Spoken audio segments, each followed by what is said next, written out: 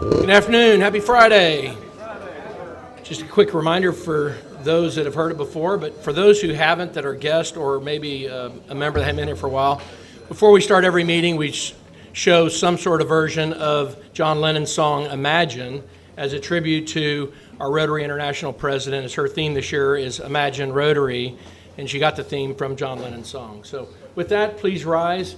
Take a few minutes to visit with visiting Rotarians, guests, and other Rotarians you haven't spoke to in a while.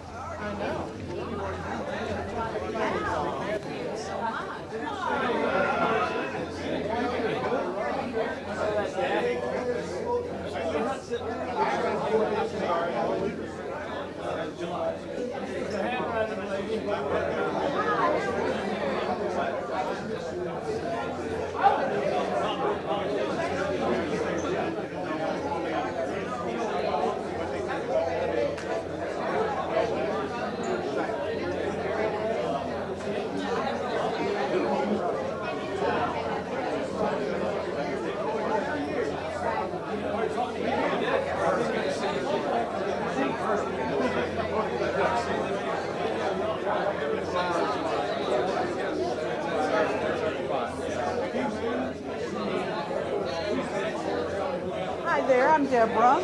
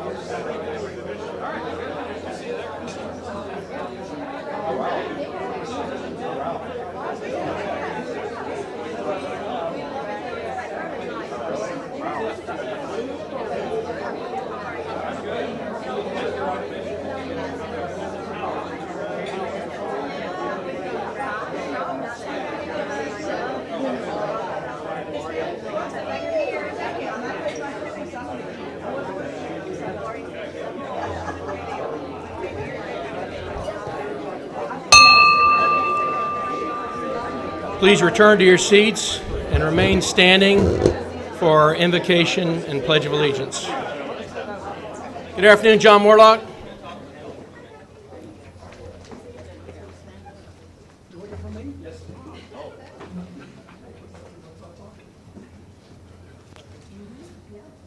Okay, before I give the invocation, I want to let y'all know Karen Ferris fell, has broken her ankle. She's wearing a boot, but she's uncomfortable and not supposed to get on her. Anyway, well, remember Karen, and also Mark and Sally Cullum. Y'all may not know Mark Cullum, but it's Linda Tunnell's brother. Has serious kidney issues, has been hospitalized. We hope he's okay. And his wife, Sally, has dementia, Alzheimer's, and anyway, they're worthy of our prayers too, I know. Now, others. Fred Brown has COVID and dealing with cancer treatments as well. She mentioned Fred Brown. Yes, he is. Yeah.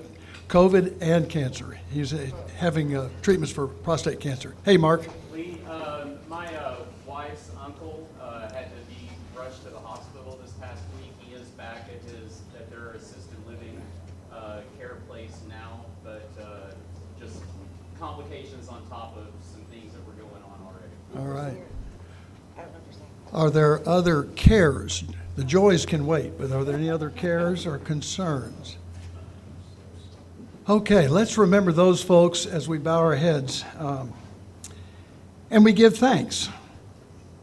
Thanks for being servant leaders who care about others. Care shown by gathering on Fridays for a luncheon. Care shown by sharing our concerns and our joys. Care shown by working together to help others in places like the North Texas Food Bank, Scottish Rite Hospital, Ronald McDonald House, Bonton Farms, the Agape Clinic. The list is longer than this. And care about what is happening in the world around us, contributing time, money, effort into making this a better world. So, we are grateful. Amen. Now, would you all remain standing? Place your hand over your heart. Let's face the flag and say the Pledge of Allegiance, followed by the national anthem, all right? I pledge allegiance to the flag of the United States of America and to the republic for which it stands, one nation under God, indivisible, with liberty and justice for all.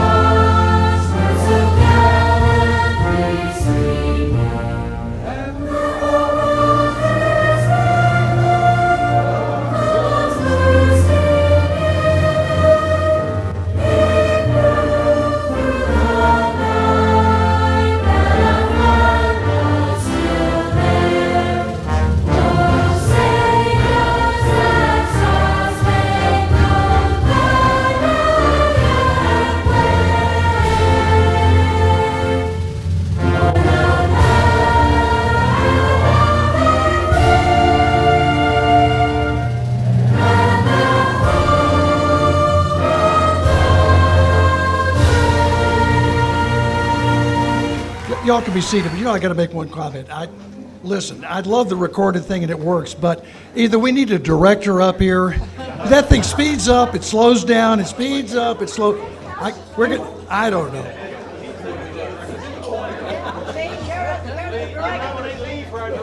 All right, it's time to share any good news, things that we might be happy with. You found them? Okay. Anybody got any happy news they want to share today?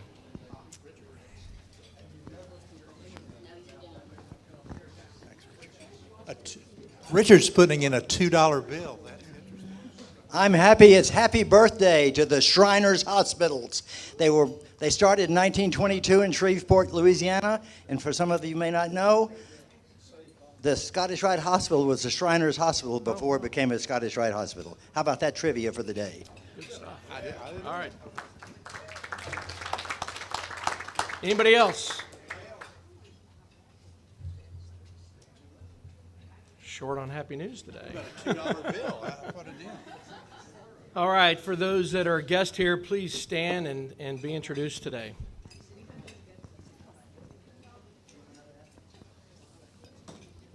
Thank you. Oh, no, I got it.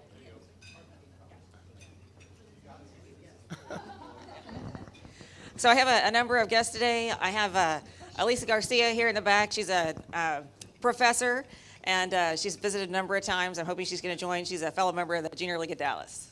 Hey. We are really thrilled to have Sergio Garcia. Huh? Sergio Pope and Charita Moore here with Regions Bank. Yes, very nice to meet you all. Thank you very much for having me. Looking forward to talking to all of you. Appreciate it. Thank you.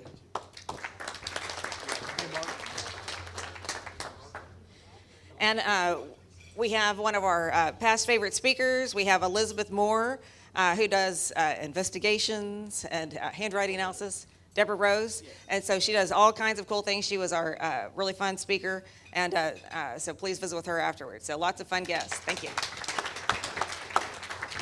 Kathy. I have had the privilege of introducing Mary Ann to you on several occasions, and what I'd like to say today is I'm going to be gone for a month, and she isn't a Rotarian yet. I hope she is soon, maybe while I'm gone, but please step up, make her feel welcome, because I won't be here. Thank you.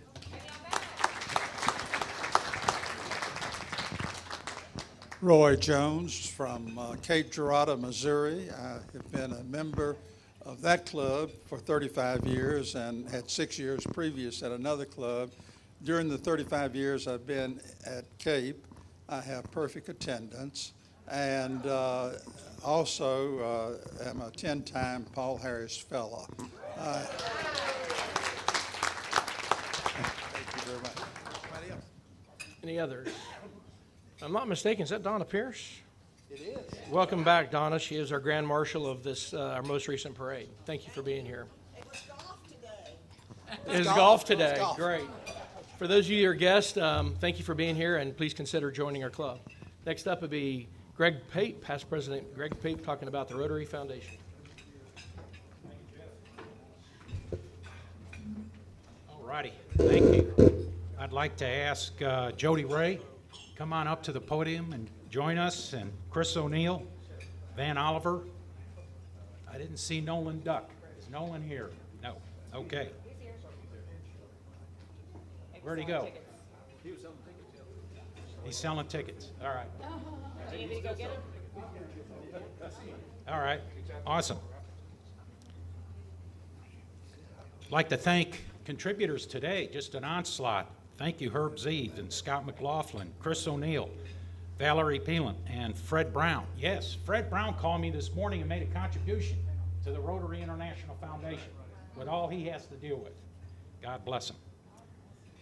Remember, Rotary's mission is to advance world understanding, goodwill, and peace through the improvement of health, the support of education, and the alleviation of poverty. Today we're going to honor some fellow Rotarians for their significant and sustaining support of the Rotary Foundation. And I want to shortly, succinctly paraphrase a past president of Rotary International, Raymond Havens, who said, you're going to tune into this, Rod. Rotary International has its organized leadership and machinery for the purpose of inspiring its members to keep the faith of Rotary. Rotary works through its membership as individuals. The faith of Rotary is individual responsibility. Where and how is the Rotary faith to be kept in practice? The place is your daily business. The time is now. And the way to do it is simply to realize that there is no such thing as passive, inactive, good character. So when we ask ourselves what is Rotary, we can answer by saying it is the character of the individual Rotarian. It is the character of the person who profess and practice Rotary in all of their daily contacts. These Rotarians behind me have contributed to the Rotary Foundation and have demonstrated that faith in Rotary. And today, we've got Chris O'Neill, who has his first Paul Harris Fellow. So Chris, you've got a certificate that comes from the Board of Trustees, Chicago, Illinois, and your Rotary pin. We hope you'll wear it at our meetings. Thank you, Chris. And stay up here with us.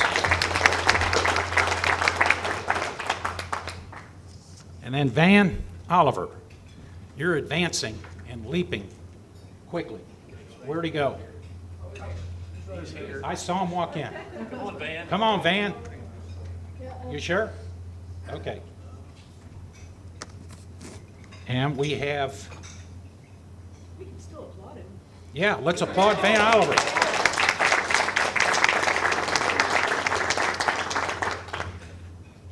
You know, it certainly serves a purpose to have Rotarians that are making significant contributions and recognizing them for that. But it's also promoting positively the Rotary Foundation. And so, Jody Ray, you are a 6th level foundation contributor. Thank you so much. Thank you.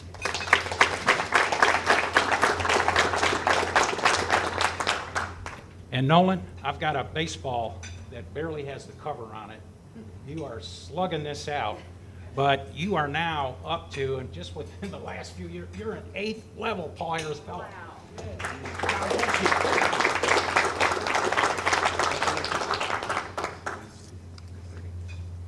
President Jeff? We got it. Picture time. Okay. Van ought to come up here. Come on, Van. Come on, Van. Come on. Come on. Lordy. You know, encourage other people. Come on up here. You can Photoshop it. There you go. Thanks, Philip. Great, thank you, guys. Michelle Brown will come up and talk about our Marketplace Advertiser of the Week.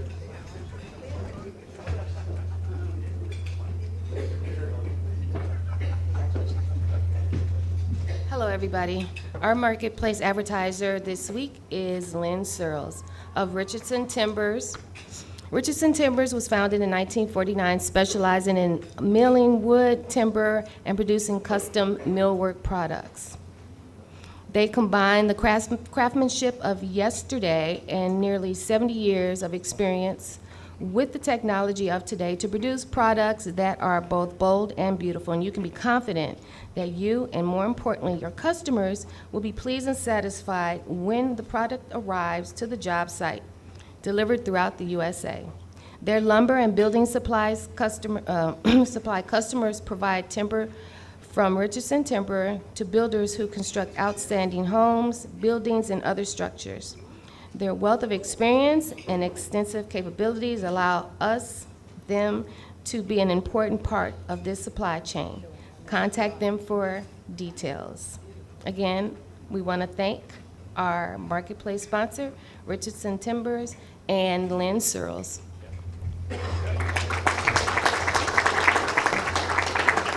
Next up is Susan Glenn to give her new member speech.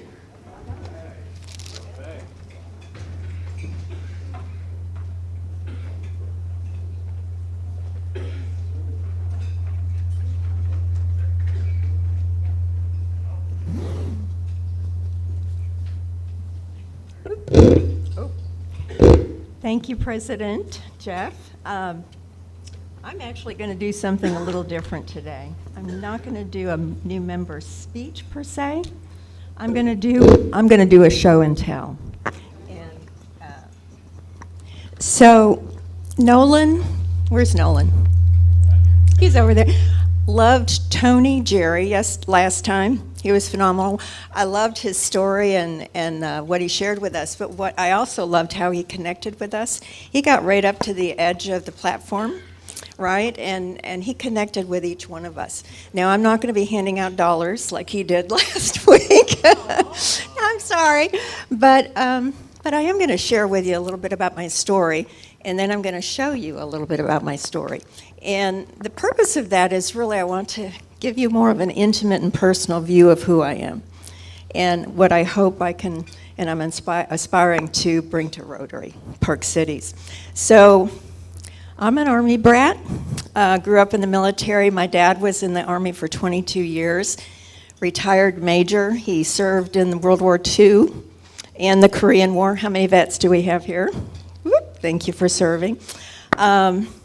So I was born in Junction City, Kansas, and we traveled all over the country and all over the world. And I don't know why they call us Army brats, because we weren't brats. I mean, it's a big sacrifice to be a military kid in a lot of ways, certainly not more than our parents gave. But, you know, I loved the travel, and it really was a great opportunity, but it also is tough. Because you're not growing up with your cousins and your aunts and uncles, and you don't have that community around you, and you're moving every 3 or 4 years. And so that was hard for me. And my parents had 4 girls, so never got his son. But he does have a grandson, 2 grandsons, and a great-grandson that are in the military. My oldest son, Sean, is a senior chief in the Navy. He's put in 18 years. He's got 2 more years to retire, but I'm very proud of him. And my other 2 are in the Marines. Wow, tough. So, you know, I loved certain aspects of the military life, and out of all 4 of us, my sisters and I think I adapted the most because I'm a natural connector. I love people, and I've never met a stranger, so I was always introducing myself, initiating the conversation, and so on. What was tough was, and I realized years later, this is our stories shape us, you know? Our life experience shapes us. And so for me, what I realized that relationships became a core value for me, you know, because I didn't have that growing up with you for 20 years, you know, from kindergarten on. And community was really important to me. And what I learned was you can create community wherever you are, right? And I did that. And so when we came back to the States, I was married for 18 years. In fact, that's what brought me to Dallas. My husband at the time and myself were both transferred. Now that's unusual to have a 2-career family, and we both got offers in Dallas. So we know we were meant to be here. And we came in '82, believe it or not. So I've been here 42 years, crazy. Woo! So I am a natural connector, and segueing into my career, well, I'll finish about the marriage. So had a great marriage. The gift of that marriage was 3 amazing adult children. And we both learned and grew through that marriage, and we're honestly better friends today than when we were married. So, you know, I'm grateful for that. And I'm going to put in a shameless plug here because Holly, you know, got engaged and all of that. So I will say I'm single, I'm available. And better than match than to make an announcement at Rotary, right? And if that's God's plan, oh, she's got a story for me later, okay. Okay, so if that's God's plan, that's going to happen. But I have a very blessed and full life, and I'm very grateful for that. So I want to segue briefly into my career, and then I'm going to do the show part of my sharing my story. So in my career, I've always been in talent management. And as I said, I'm a natural connector. I love people. I love to hear their stories. And I love organizations to really understand what makes them tick. And so my whole life I've been in the talent management industry, but in a business development kind of client relations role. And so CMP is a minority women-owned business. I've been with them 11 years. I love this company. They've been in business 21 years. And my role is I'm that initial point of contact. I go out there and have those conversations and find out what the needs are. And then I bring our subject matter experts in, and we create solutions, you know, that really support those needs. So it was a perfect role for me, and I love it. So now, if I can do this, and I got Mark as a backup. You know what? I'm going to have you click it for me, Mark. So my career and what we do there, I also want to say this because it's been so awesome. We really have the opportunity, and I do personally, to see individuals and organizations transform. You know, we do assessment for selection. We also do search. We've got a CEO role right now from the Habitats of Humanity in Dallas. And we also do leadership development, executive coaching, and career transition. I don't like to say outplacement or career transition. I like to say career transformation, because so many times when we go through that, and I know Holly went through that too, we've all gone through, probably most of us, career changes. So we really make a difference and have an impact. Okay, Mark. So this is kind of a slideshow. So why Rotary? You know, this is an interesting story. I live in Dallas 42 years. Why'd I go to Fort Worth? Our company opened an office in Fort Worth 4 years ago, and I said, well, I'll be the face of Fort Worth. So I drove to Fort Worth for 4 years, every Friday to Rotary, and had client meetings. So I was there at least 1 or 2 days a week. And I said to our CEO, I'll go to Fort Worth on one condition. I'm not going there to sell. I'm going there to build relationships. And the best way to do that is Rotary, you know, and serve the community. And so I went in there and I joined the Veterans Committee. It was 2018 when I joined. And in Fort Worth, it's a huge club. There's like 300 members. And it's like a who's who of Fort Worth. And in Fort Worth, it's kind of everybody's homegrown.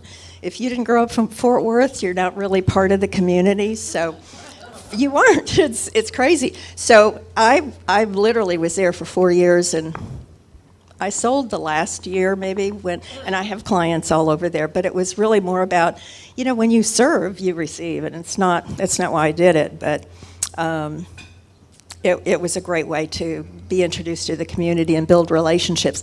So these are part of Rotary. We actually have Fort Worth is the only city in Texas that has a U.S. battleship named after them. So there is the USS Fort Worth. And we actually had a regatta on the Trinity River, and the Rotary Club won. The Rotary Club won. So we had an architect and others that were part of that. So Boys and Girls Club, you can just kind of circle through because I'm not going to comment on each one. Happy Johnson, Happy introduced me to Rotary. And while that's scrolling through, I'll tell you, I was invited to be on the board at Fort Worth, and I love the friendships I made there, but I thought I can't give what I need to give and be on the board there. I need to come back to Dallas. So that's really why I came back to Dallas, and she introduced me to Happy and two other two other Rotary presidents. And I visited all three clubs, and I was so impressed with this club. They're all great, but this is a fun club. I love what you do in the community, and I'm so excited to be part of it. So, and I'm also, you know, I do a lot of things you can see up there, but that's my heart. That's really a servant leader heart. So, thank you. Thank you. We're so glad to have you be part of our club, and she has now completed all of her steps to get her own permanent badge, so we're so excited for her. So if you'll hand me your red badge, I will let you have your permanent badge. Thank you. All right, thanks. Thank you. Tracy Gomes, real quick announcement about Interact. Thanks, President Jeff. Tracy Gomes, Interact Chair. I am officially back from Santa Fe, and Interact is back at Hillcrest High School, and I am so thrilled that that has happened. A number of people in here helped keep that thing going through all these years.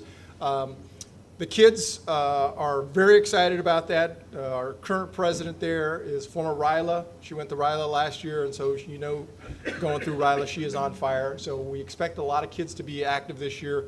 I'm looking for folks that want to work with kids, that want to reach out and help develop that next generation of Rotarians. So I'll be here till after the meeting. If you're interested in Interact, come and find me. Or I guess I'm still in the directory, so you can find me there too. Thanks much. All right, I need a favor. You got to help me fill the 50 spots we're committed to for the Dallas Cowboys dinner and tour. 50 spots we're committed to, and we only have 25 people signed up. So please, please, please, if you can't go on September 25th, consider buying a couple tickets to donate, and I'd be happy to take them down to Bonton Farms and give them to the workers down there, or anywhere of your choice. If you want me to go to a different charity, I will do that for you. Please just help me fill these spots so that this money is not wasted.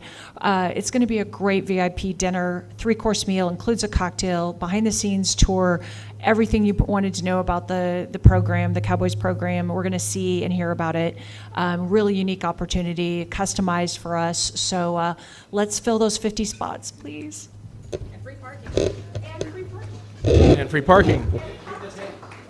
September 25th, next Sunday afternoon, and the Cowboys are not playing that day, so there's no conflict there. Thank you. It's time for our raffle. As you guys know, we are raising money for our local foundation. We're going to draw, Mark, would you be kind enough to draw a number for us? Whoever draws there are raffle ticket gets drawn, we'll be able to draw from this deck of cards or what's left of this deck of cards. If you draw the ace of spades, you earn half the pot. And I think through today, we are at $758. The other half will go to our foundation. So with that being said, last four numbers are 3975. Woo!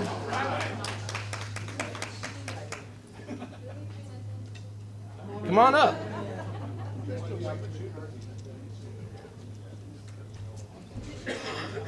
All right. That's it. You're the winner. Draw a card.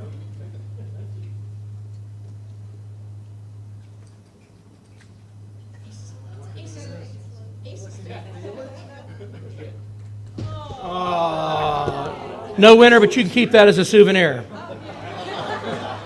Thank you, everybody, for participating. All right, we're really excited about our speaker today. It's Mark Harrison. He's the executive director of the PGA up north. He's going to tell us all about that project that he has developed, and we're so excited to hear from you, Mark.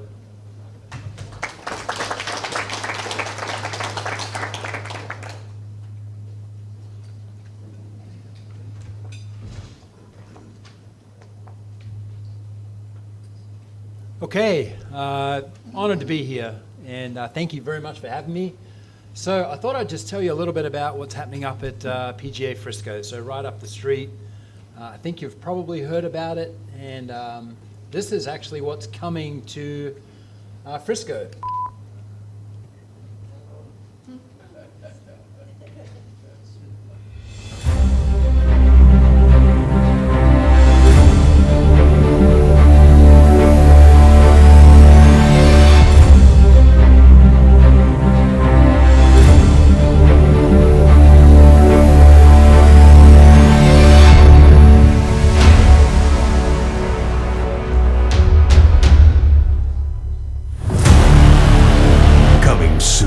To Frisco, Texas, the very best in the game of golf is coming to the Lone Star State. World-class players, legends of the game, and the future stars in the sport. Beginning in 2023. The annual PGA Junior League Championship. Presented by National Car Rental. Golf's version of the Little League World Series. The 2023 KitchenAid Senior PGA Championship.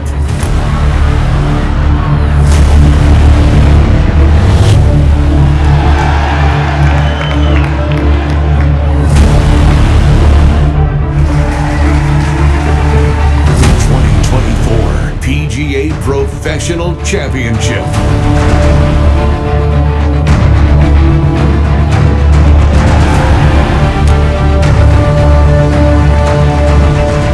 The 2025 KPMG Women's PGA Championship.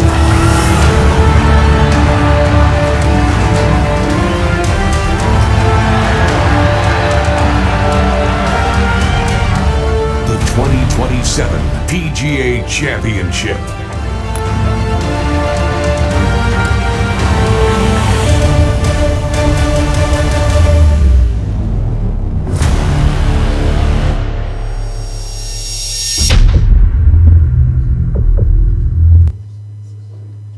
So that's what's coming, which is pretty fantastic, but sort of how it all started was I read an article in the Dallas Morning News, gosh, a little more than 10 years ago, about how the demographics were changing in Texas.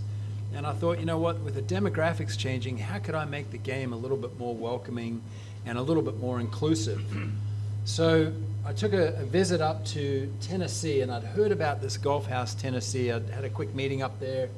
So I went and had a look at this facility, and it had the regional office of the PGA of America and a couple of other offices in there, and it had a 9-hole golf course around it. And it was pretty spectacular. And I thought, you know what, if they can do that in Tennessee, maybe we can do something even bigger and better in Texas.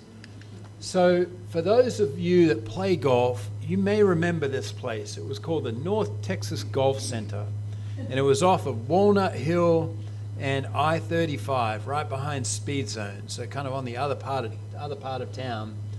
Well, it was not a very nice place at all, but I loved it because it was so welcoming for kids.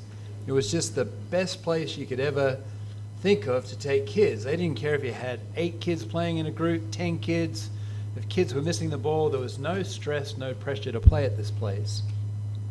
Well, that's my son there. Gosh, he was about 7, and my mum was over from Australia, and she just happened to take a photo of him swinging there, and it was a 78-yard hole. He hit a 7-iron, and he made his first ever birdie, and it was pretty cool. And you can see there, he's just in a t-shirt, flip-flops, you know, board shorts. It's not really country club attire, but I really, really love the place. And I was driving there one day to drop my son off for a lesson with one of our PGA golf professionals, and I saw this sign, and it said, City of Dallas, $1 million, State of Texas, $1 million, and they were going to turn this pretty average part of town into a soccer complex.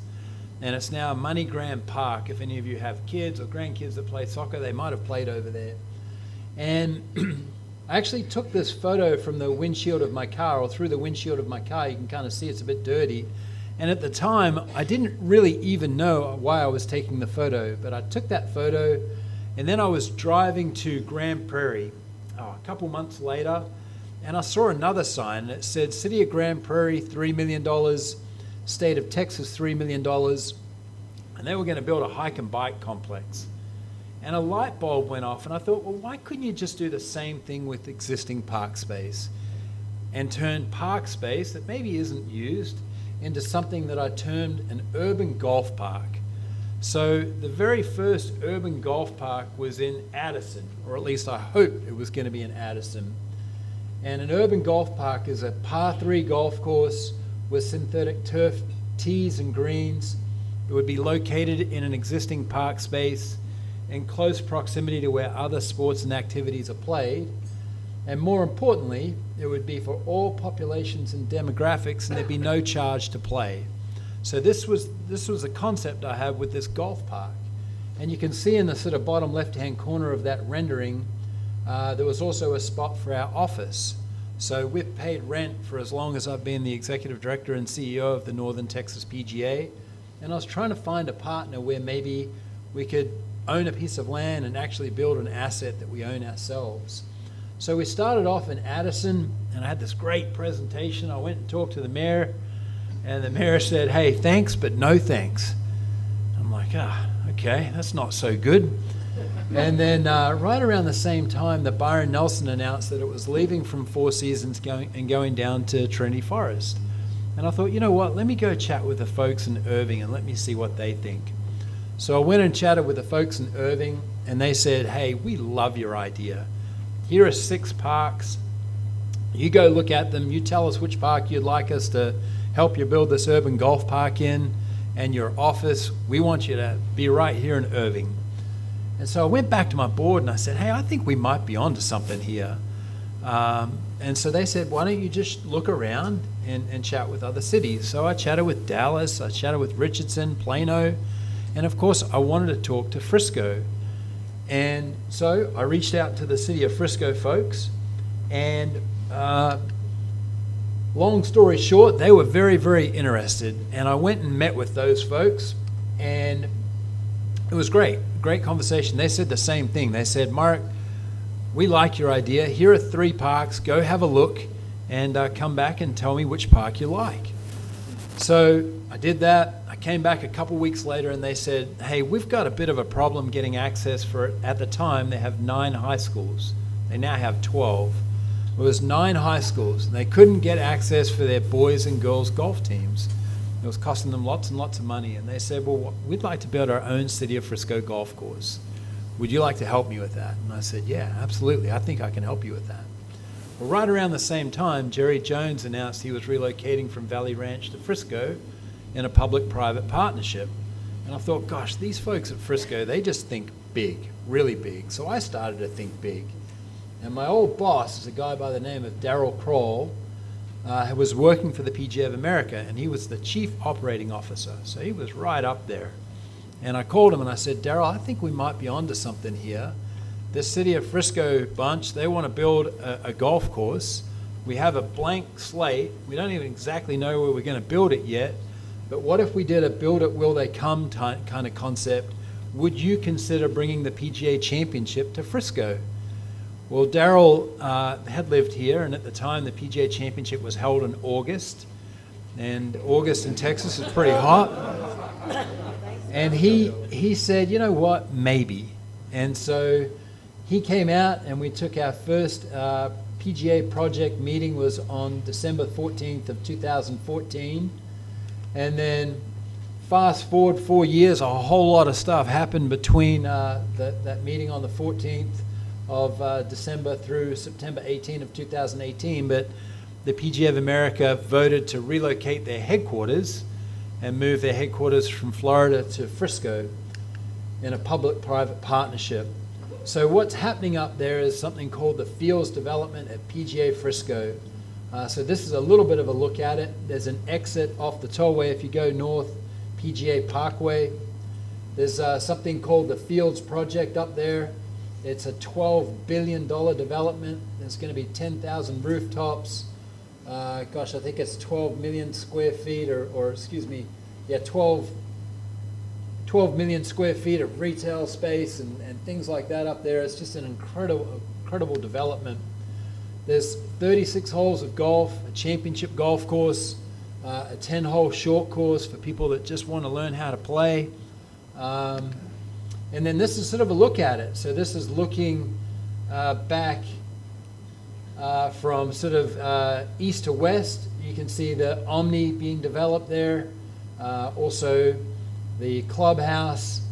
And then if you look in the distance, the PGA of America's headquarters and the Northern Texas PGA's headquarters, we're going to be out there. So this is a look at the clubhouse. You can see a couple of the golf holes out there as well. This is looking down at the resort. Again, the clubhouse. There's a retail space, and then the PGA of America's headquarters.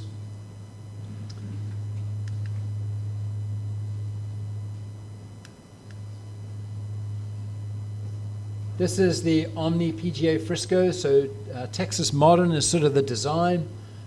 It's 500 rooms. It's an absolutely spectacular resort. I think it's 4.5 stars. There's going to be an incredible experiential district there, and this experiential district is a 2-acre putting green, so 2 football fields worth of putting, and around it, retail space, coffee shops, bars, ice cream shops, you name it. It's all going to be around this experiential district. And the home of the PGA of America, it's moved up there to Frisco. They're now open. Eventually there'll be about 400 employees there at that office. That's a photo a while ago, but under construction there. And then this is the Northern Texas PGA's headquarters. So our dream of an opportunity to own our own building has become a reality. And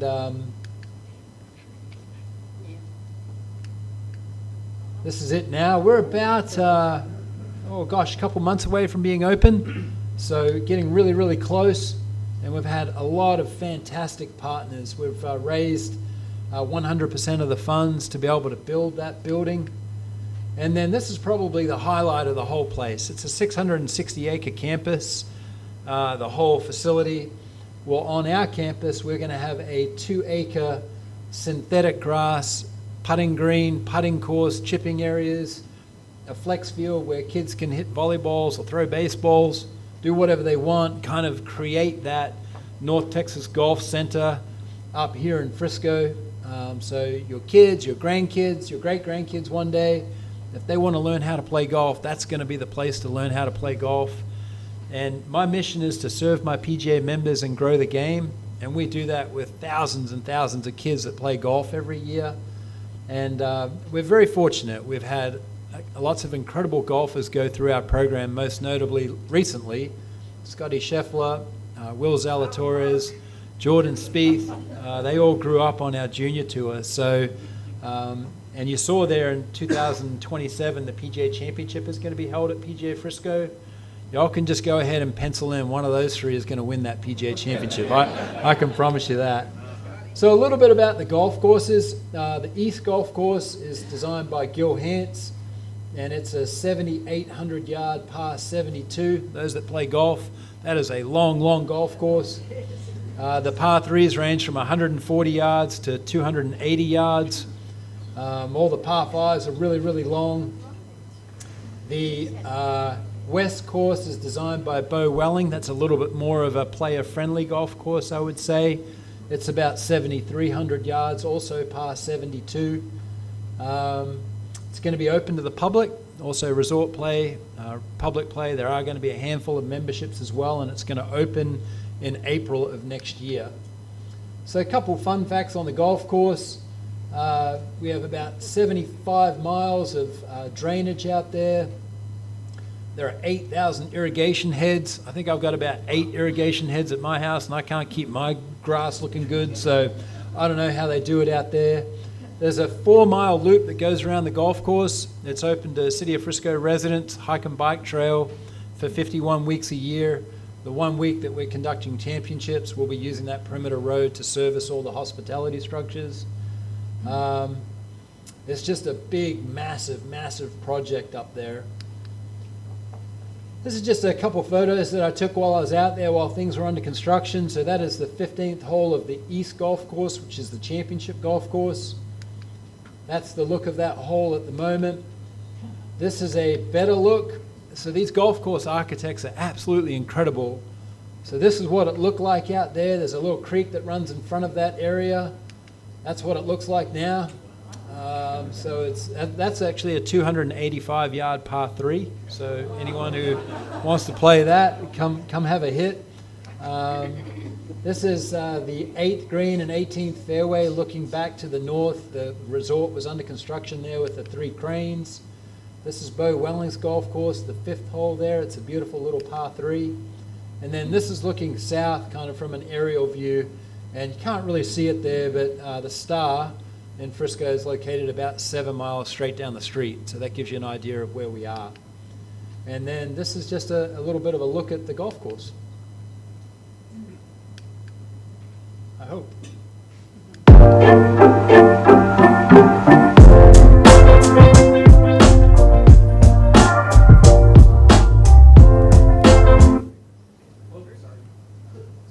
No worries.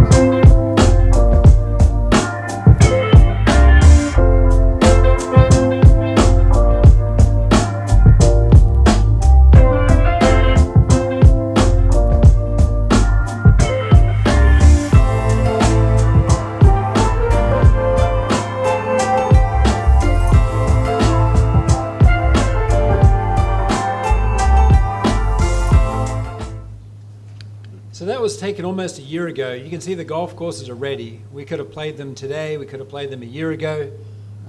So we're really, really lucky. We're just waiting for our partners with TRT to finish up the resort. And as soon as the resort's finished, we're going to open. So that's it. That's what's going on up the street about 25 minutes from here. If anyone has any questions, I'd be happy to answer them. Yes, sir. Oh, yep. Thanks, Mark. Okay, here you go, Chad. Thank you for being here. 2 questions. First, when the PGA Championship in 27, will it be in August? And secondly, the elephant in the room, the tour, the Saudi tour, and obviously y'all were blindsided, I think, by that. But how going forward? Yep. So the PGA Championship is now in May. So that's really good. Yep, it'll be nice up there. It might rain, but everything is built out of the 100-year floodplain up there, so it'll be really, really fantastic. And the Saudi tour or the Live Golf Tour, yeah, we're not big fans of it at all. It's fractured the PGA Tour. I don't really work for the professional golfers. I work for the golf professionals, those that work for a living, so those that are members at clubs or play public golf. I work for the golf professionals at the facilities, but Jordan and Will and Scotty, they're also members of mine, and yeah, Live Golf is not a good thing for golf, at least in my opinion. I'm very confused. Can you help me understand how PGA is responding to the Saudis sweeping in and taking some of the best golfers in the world out of the PGA.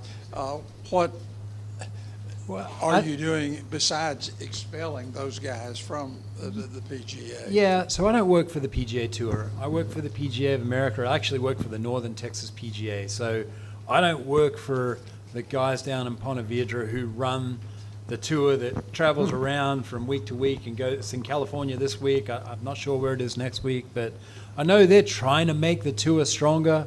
They're elevating some more events to play for more and more money.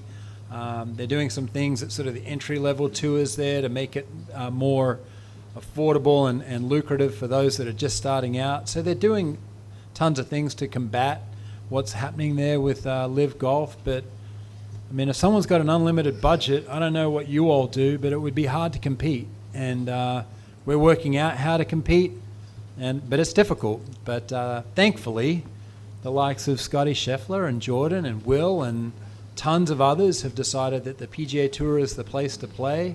And the PGA of America, we own the PGA Championship that'll be played in May of 27. We own the Ryder Cup, that is the best event in all of sports. So golf's still very healthy. It's just a little fractured, and I hope at some point in time we work out how to work together. Being the women's golf coach at Highland Park, thanks for mentioning Scotty, because he's ours. But are the women going to have inside restrooms? I remember the days when women were not allowed to go in the clubhouse. So I want to hear more about girls golf, and I want to know that we have just as much time on the course as the guys. Yeah, you do. So this all started with the Frisco ISD, really, and the guys and girls golf teams up there with the Frisco ISD get to practice every morning. They get to practice every afternoon. There's tee times for them to play every afternoon on one of the two golf courses. So it started about kids golf, high school golf. Thank you for what you did for all those girls, the Kelly Keeneys of the world. Just absolutely incredible. And yes, the 2025 PGA Women's Championship is coming, and it's going to be absolutely incredible showcase. And they have wonderful locker rooms and restrooms and everything else. There you go. Mark, thanks for being here. Two questions. What, in your mind, and maybe you can speak to this, hopefully, what was the deciding factor that really tipped the decision process and got the PGA to move here versus some other part of the country, West Coast perhaps? And then my other question is a little unrelated, but what's your opinion of an organization like Topgolf? Is that kind of ruining the game because it changes it fundamentally, or is it bringing more people into the tent? Yes, it's great questions. So when the PGA of America put out an RFP to potentially relocate their headquarters, 208 cities from around the country responded. Everybody wanted the PGA of America to be in St. Louis or Atlanta or Phoenix or LA, but where it quickly came down to was Texas, and specifically Frisco and West Palm Beach. And ultimately, Texas and Frisco and Denton and Collin County won out. Two reasons. Financially, they provided a very, very attractive partnership, and we had great partners in TRT who own Omni, and that was sort of a financial backstop that was very, very important for the PGA of America to have. And then the second piece of that is our mission is to serve our members, like I said, and we have 29,000 golf professionals all around the country, and you can do that better from the middle of the country than you can from the West Coast or certainly down in Southeast, Florida. And then your second question related to Topgolf, I'm a huge fan of Topgolf. Just because when I go to Topgolf, and I don't go that often, but I walk up and down the range deck, and 95% of the people playing golf have never picked up a golf club before. And I love that. And I don't know about how many of you play golf here, but I got started at a birthday party. I went to some kid's birthday party at a par 3, and I think I hit one well. I don't know where it went, but it went pretty far. And that's all that it took for me to get sort of hooked. And so I know that Topgolf's great for the game, because some people are taking what they're learning at Topgolf or trying at Topgolf and then going down to Keaton Park or Stevens Park or Tennyson Park. They're trying a normal driving range and then hopefully getting a few lessons and starting to play golf. So, huge fan. One over here. I had a question about the youth. Will you run camps that kids from, say, all over Texas who are on golf teams can come and participate? I know there will be golf tournaments at PGA Frisco specifically for high school teams from North Texas, for sure. Camps, the Northern Texas PGA Foundation, will do all kinds of camps in the summer, and we'll have after-school programming, some in-school programming, but that will be primarily with the Frisco ISD. But the camp piece, yeah, we'd love to have kids from all over, and I'm sure they'll come from everywhere when they see what we're developing. Final question, unless there's any others. There's a couple more. Byron Nelson's moved around quite a bit. The other day someone said something to me about them moving out there, and I said, I think they're probably pretty good where they are, but I don't know. Can you comment on that? I mean, I can't really comment. I don't work for the Salesmanship Club, but I think they've got a fantastic home at TPC Craig Ranch, and I wouldn't move it. If I were running the tournament or if I were a member of the club, I would keep it right where it's at. It's a great golf course. They've got a city that's embraced it. And I think the tournament is only going to do this in McKinney. So I think they'll stay right where they are. Got one right here.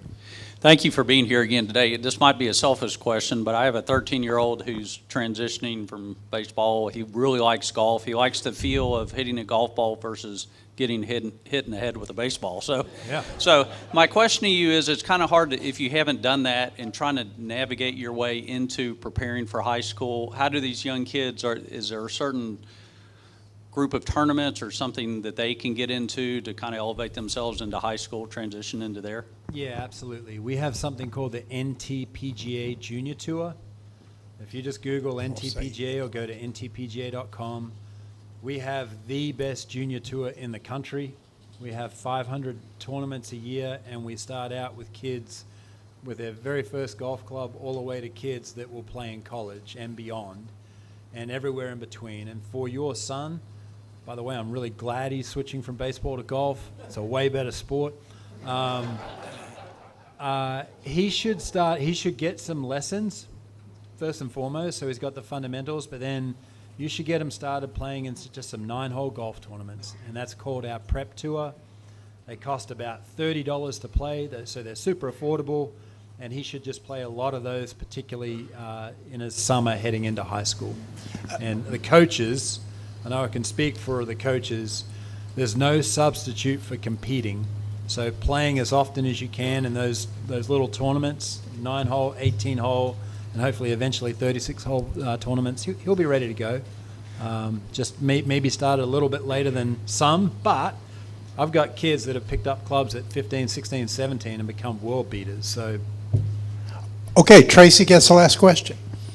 So whatever happened to the Urban Golf Park? Urban Golf Park. Is that still alive? Yeah, absolutely. It's that golf park I showed you. It's that synthetic 2-acre grass area. In Addison? No, it's now in Frisco on my campus. Okay.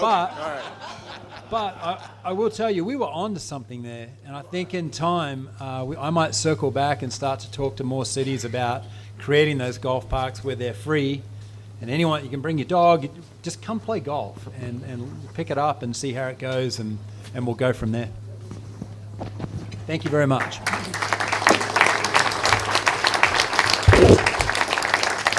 Mark, thank you for being here today. A book will be placed in the McShann Elementary Library in your honor for speaking today. Thank you. Hopefully it's a golf book. Real quick, Happy had a couple more guests that she wanted to introduce. I'm really happy to introduce Dr. Jerry Allison. He's the president of Addison Midday, if you'll stand, and his lovely wife, Cynthia Allison. I'm really thrilled that they're here. Welcome. Thank you. All right, a couple quick announcements.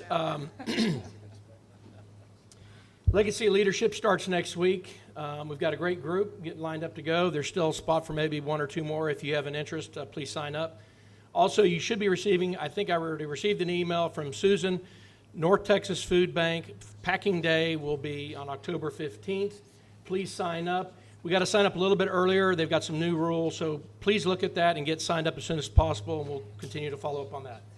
Next week's speaker will be Sarah Blaskovich speaking about Dallas dining. Richard Stanford will be our chair. Nolan Duck will lead us in the four-way test.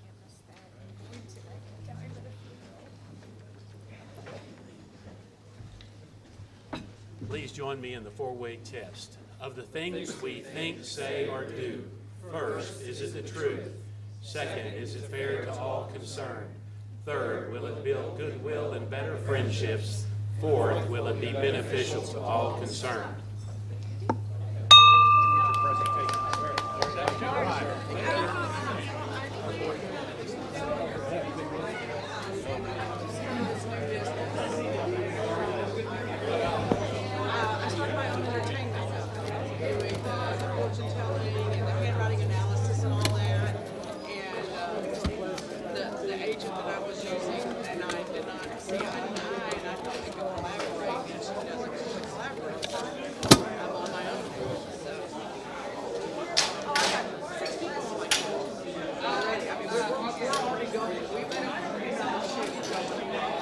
So I'm happy that and make sure that I know my goals typed down. So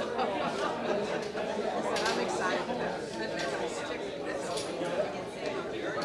Well, I thought, so like I said, my goals